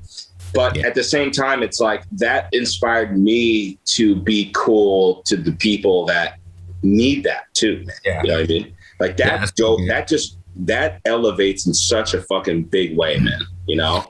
And if he's a dick to you, then you might be a dick to somebody else. But if he's nice to you, you're nice to someone else. Yeah, you just gotta spread it, you know? And dude, you know, you deserve it, dude. You know, I heard it and I was like, damn, this shit's fucking good. Thank you. The one thing I want to say about your guitar playing that I love, and I use it in my lessons almost every day, is your vibrato. I always tell them, like, you got to give it the Al Joseph vibrato. And then and of course, maybe they don't know who you are. And then I pull you up on my TV because I have a TV in my jam room here. So I pull up YouTube. It's like I pull that up and then they watch it. And then they're like, how does he get that vibrato? And I'm like, I don't know. Like, you have to ask him. So I'm asking you. Talk to us about your vibrato because I really want to get your mindset behind that. But now to me, vibrato is so important that in my eyes that it can make or break you as a guitar player. I don't care how fast you can play. If you can't end that or say something with that single note and bend and vibrato, it nothing else matters. That fast run, it doesn't mean dick now. I don't fucking know. I don't know. I actually don't know. Let's ask, what was your inspiration to develop your vibrato? Where's that come from? So Joe. Yeah. Like anybody really, you know what I'm saying? Like, I feel like it's like I played all this stuff, then fuck you, you know what I mean? Like I feel like it's just like this, I'm playing the guitar, fuck off, you know? And it's an emotional thing. It really is an emotional thing, you know? Joe, Vi, you know, Marcos Foley, bro. I gotta tell you. I mean, so here's the thing. I grew up like my dad's Caribbean guy, like Trinidad and Tobago, like, and my mom, musician. She passed when I was 12, R.I.P. But was a brilliant singer, amazing singer, dude. And like all of her brothers and sisters, so they're all in like that gospel thing. So I'm like, my whole gig in Boston, I was there for like 5 years. Like I played for Archbishop, gospel music, like church music, that kind of shit. So it comes from that. Comes from smooth jazz. I don't give a fuck what you say. Love Kenny G. Yeah. Like that kind of shit. Like, dude, anyone who has it, I gravitate toward that. And I was just amazed that this Italian dude from Caserta, Italy, dude, he had like the vibrato that I was looking. He like brought it all together for me. So like, big time Marco Sfoli fan, like that guy. I'll have to check him out. Yeah, dude, Marco's he plays for James LaBrie. Okay, then I know who it is. Okay, yeah, he's James LaBrie.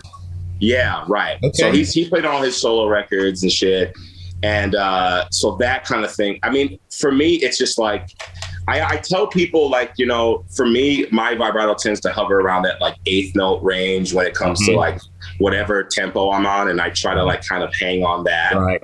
But I mean, dude, you just gotta play guitar, dude. I was talking to a guy today about it. Like, this is one of the few students that I have that are like not trying to necessarily get faster. They're just trying to like play more. So I'm just like, dude, you gotta listen to Summer Song, or you gotta listen to fucking, Flying a Blue Dream, whatever it is.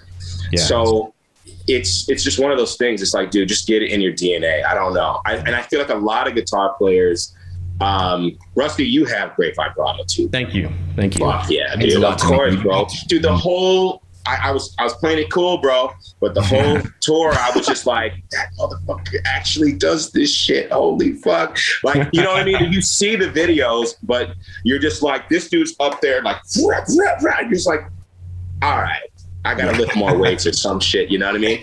But then you lay into that vibrato, and there's so many people out there today that, they don't have it. Fuck it. I'm gonna say it, dude. You gotta listen to players that have that shit. Yeah. Like you're saying, the Jason Beckers, man. Yeah, dude. Yngwie, man. That's another dude.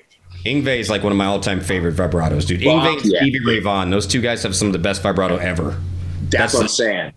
And if you're a musician, you know it. And I feel like I always say this to my students, like, dude, there's guitar and there's being a musician.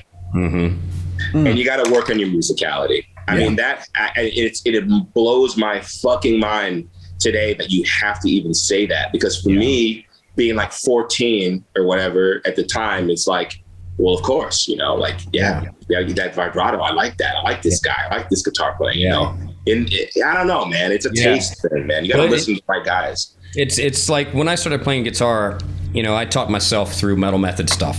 I learned all through the Metal Method stuff. Method, sick. And yeah, dude. And that's one of the first things that Doug Marks said. And it's left that much of a lasting impression on me that many years. It's like, dude, vibrato will make or break you as a guitar player. Mm-hmm. Still to this day. Yeah, look at it like this, man. Bend out a key and shit. It's like, dude. Yeah. The way that I explain vibrato's importance is it's like it's having a body with no pulse.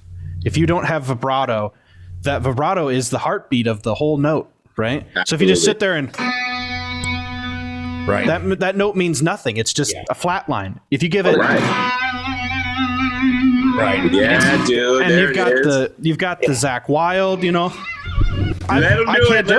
Let the man do it. You get some vibrato in it. Man. Just lay into it, man. Yeah. I really like Jeff Loomis's vibrato a lot, where he'll like hit a note, he'll let it sing for just a second, and then vibrato at the end. I really like that. I like that too, man. Yeah, I like that a lot. I tell my students when I'm first trying to teach them vibrato so they understand what it's about. It's like vibrato. Guitar players learn vibrato by listening to the human voice. singers. That's where vibrato came from. It comes from the voice, and that's what we're trying to emulate as guitar players. And you have opera singers, you have country singers, you have blues singers, jazz singers, all kinds of singers, pop singers. I was about a year ago, I was listening to Adele just to listen to her vibrato and see what I could learn from that. You know what I mean? And that's what go back to the source. You know what I mean? Yeah, man. And that's just like your influences. If you have a favorite guitar player, and whoever that might be, find out who that guy's favorite guitar player was and go listen to them, because chances are you're going to be able to learn a lot from them. And you'll learn a lot about your guitar hero by listening to them. You know what I mean?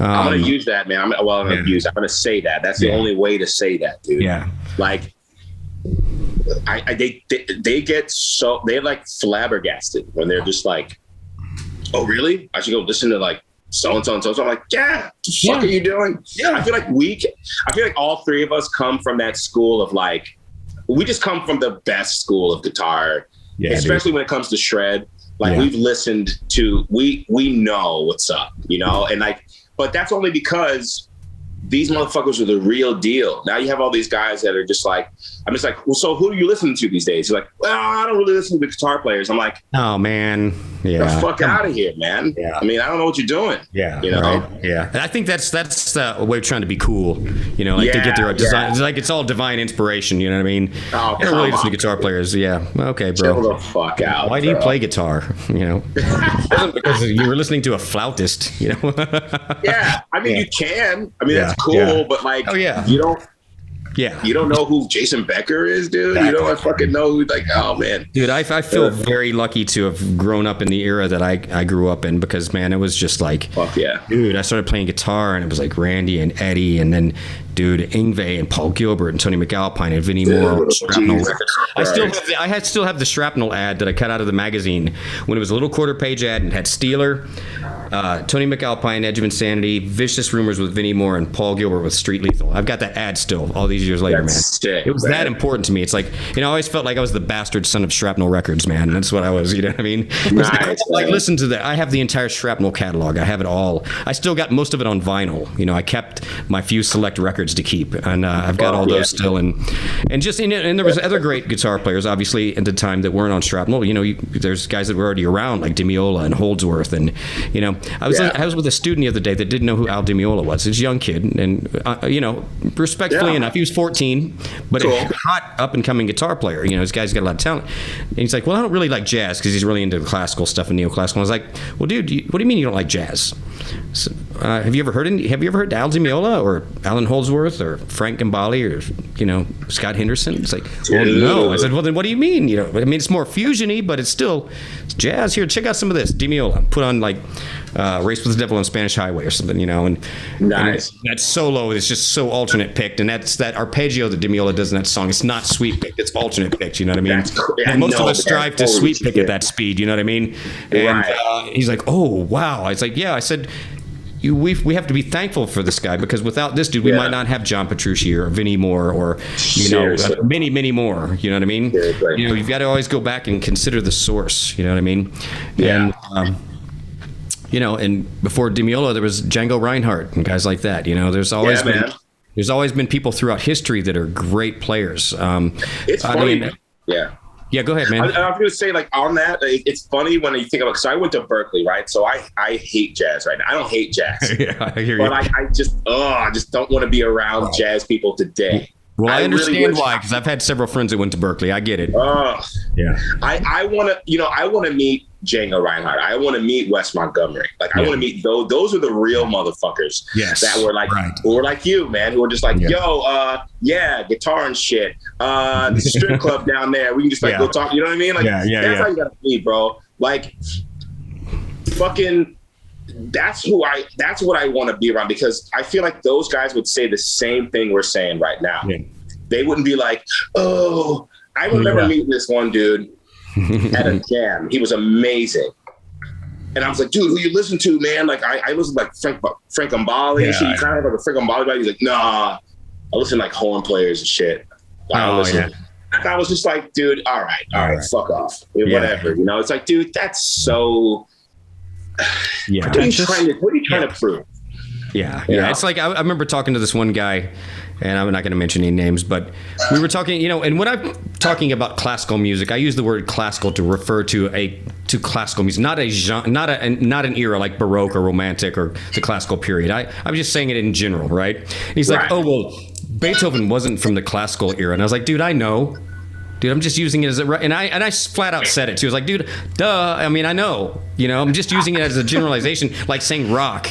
Yeah, sure, Devo wasn't rock. They were new wave punk, but that's still rock or whatever. You know what I mean? Right. It's just a generalization. It's not we're not talking subgenres and categories here. Let's not get nitpicky, man.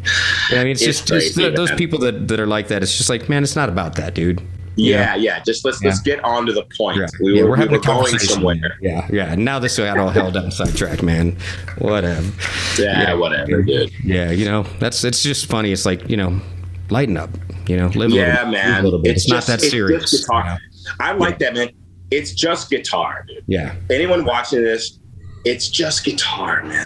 We're not firefighters, saving lives. You know what I mean? Going to Iraq, fucking bless those people, man. They're fucking actually saving lives. Like we're not saving lives here, dude. We're just enjoying the art of something. So relax. Now, we might be saving lives on a subtler level to a certain degree, on stress levels and just helping people get through the day and that sort of thing. You know what I mean? But we're not out there doing the hard work like those people in firefighters and police. Come on. We're doing our part. Military, for sure. They're doing their part. We're all in this together, man. And we don't need to mess it up by being all, it's not this guffaw bullshit. You know what I mean? Gee, Buffy. I don't fucking know. You know what I'm saying? Yeah. Yeah. So, man, but I think it kind of boils into, if they don't have that, then they don't have anything in their mind. Like if I don't have this like specific one way that I've decided I'm going to talk about guitar and feel that guitar relationship with myself. Like people say that it's like, dude, you don't have a relationship with the guitar. Okay, that's weird. Calm down. Like you have relationships with people. Guitar is like a totally separate thing. Let's calm it down, dude. Yeah, calm it down. Don't fuck the guitar. Calm down, please. Yeah. But you get what I mean. Like that's their identity, and I'm not trying to take that away from them if that's how they get through their day. But it's also like, man, it's guitar. All right. I mean, calm down. You're playing guitar, bro. Enjoy it. Like for perfect example. Don't make it something it's not. But a perfect example that we talked with Bumblefoot about this. Maybe you hadn't shown up yet, Rusty, but it was about when he was Thanks. Now you're making him look like I'm late to work and shit. No. He hadn't showed up yet. No. Sorry. Rusty needs to come out of thin air, like when Shred has talked about the guitar god should fucking That's kind of what happened last Sunday. I just kind of appeared and I was here. But I was asking him about this old interview that he did where he was doing his song called Real, and it has hybrid picking in it. And they ask him, they're like, so how did you develop hybrid picking for this song? And he's like, I didn't. And then they were like, oh, you didn't? He goes, no, dude, I just play guitar. Like, I'm not sitting here thinking about all I'm going to go down, up, down, hybrid pick, down, hybrid, down, up. He's like, fuck all of that. He's like, I wanted that sound. That's how my hand decided to do it. Yeah, that's how we should play. And I try to instill that in my students here, where they're like, so how many upstrokes are you doing? How many downstrokes? And I'm like, I don't know. And then I have to like sit there and really think about it. Let me say this, okay, real quick. Please. When I was watching Rusty in the homies, okay, when I was watching Joe and all these guys, first of all, I had to wait for like YouTube to like birth, man. I didn't even know what fucking YouTube. I didn't know you can go on your computer and watch a guitar player do some shit that you want to do in the first place. So then that's out. I'm watching. We didn't have Amazing Slowdown or any of that bullshit. We didn't have any of that. Okay, I use it, by the way. But anyway, still bullshit. I've got a good program to tell you about when you're done. Okay, but we didn't have any of that shit. Man. I didn't have any of that shit. It was just like, okay, dude, I'm listening to Echo by Joe Satriani. I have one opportunity to press pause here. I got to see how many notes I can like remember. Then I got to figure out where they're played on this fucking maze. And Connor, did you guys? Yep, where you at? There you are. You good? You got me? Yeah, okay, we're good. I don't know what happened. All right, my ladies call me. Sorry. Yeah. Okay. it's like I didn't have this shit. Like the tabs were always wrong when you had. Oh yeah. Tab. Oh yeah, dude. And it was just like, dude, you got to figure this shit out. It's like when I say hybrid picking, I'm talking about, for me, at least for my lessons, it's like pick one finger, fucking figure it out, dude. Yeah. Like I don't want to say that because I can't, but it's now that we're on this podcast, I hope mad people see it. I'm going to fucking push this shit like crazy because people need to hear this shit, man. Thank you. Like they need to hear this shit, dude. Like you guys are doing great. By the way, I was talking with a bunch of my friends because I talk like this all the time. I talk this with my girl. I talk like all my homies, everyone. Yeah. Like they're like, dude, you got to do a podcast. I'm like, I'm thinking about it, but I don't know like where to do it and like who to do it with. I was thinking about doing it with one of my friends, but he doesn't know anything about guitar or anything about building anything. So it's like it's been really hard. So I'm so glad, guys. Like I wish you guys like all the success. I'm gonna fucking do what I can because I think this is what we need. Conversation, human conversation. Like people need to know, like, dude, we didn't have fucking like YouTube, Track Central, True Fire, all this fucking shit. We didn't have any of this fucking shit. And then even Zach, I appreciate guys who are younger too, like even younger than Zach, like who are like dope because you can tell, like we can tell, like they've put in so much work into this thing and they've taken the information. Now these guys are just like, I had this other guy I did a video about, I was kind of like bitching about, I was like kind of saying, fuck you about, like I posted, I did a whole post, but this guy was like, I get on there for the fucking lesson and he's like, show me some arpeggios. I'm like, dude, seriously?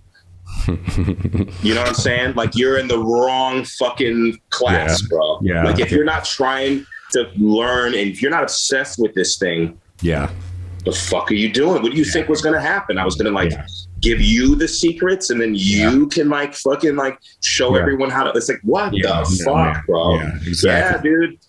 Man, hey, real quick. We got a guy commenting on the post that we made on Instagram. His name's Mike Kraft. Do either of you guys know him? Yes, I know him. So check the chat box here in Zoom. I just figured this would be kind of a cool shout out because he posted a photo of both of you guys with himself. Oh, sick, dude. Man. You know, where was that? Where'd we go to the titty bar at? Dude, check it out. Was that Fort Wayne? No, well, there's two. There's two, man. Yeah, there was two. We went to New Orleans. Yeah. Yes, we did. We went to a few there. We went to New Orleans, and I know that we went. Dallas, either Dallas or Fort Wayne. Dallas, I think it was Dallas. Okay, this dude was the guy that owned worked at a beer factory up there, and he brought us some beer and stuff. Oh yeah, okay, Mike Crab. Okay, so let me see. Zach, can you send it to Al too, or? Oh, what? I thought I did. Did I not send it? Oh, did you get it as well? It's sent to everybody. I'm on my phone, so I can't really. Yeah. Oh, here, 1 second. Look here. Let's see. Hang on. Here. Can you see that? It's dude. Yeah, dude. I remember this shit. Yeah, there we go, man. That was it, bro. That was a good night. Yes, sir, bro. Yeah. That's awesome. And I said, we're talking about you right now on the show. Thank you for the photo. Rusty and Al were excited to see it. Hell yeah, man. Hell yeah. Yeah, man. Good times, and Mike, bro. Yeah. He just texted me like yesterday about the Day of Reckoning album. So I will respond, Al, as soon as I can. I mean, not Al. Sorry, Mike. Mike. But, I'm never on Facebook, so if he's on Instagram, like, tell him to reach out. You got it, man. You'll see the video too. I just really appreciate that we're kind of getting past the surface level of what normal interview things are. You know, that's what the whole point of this too was, like, love it. Not just Coach, how's the new album coming? I mean, of course that stuff's important, but like, how do we get to like more real, like, what do you really think about the guitar? Yeah. I get that all the time, man. All the time. People, it's like, I'm engaging with my fans 24/7. It's always about like, what you should start a podcast. You should talk about real shit, this and that. You guys are going to crush it. Well, dude, you're really good at this stuff as well, dude. And it'd be great to have you back on, you know, just to talk about this stuff, you know, do it once a season. Anytime. You know? Yeah. Anytime. I'm sure we get in between shows, we get to, accumulate a lot of information.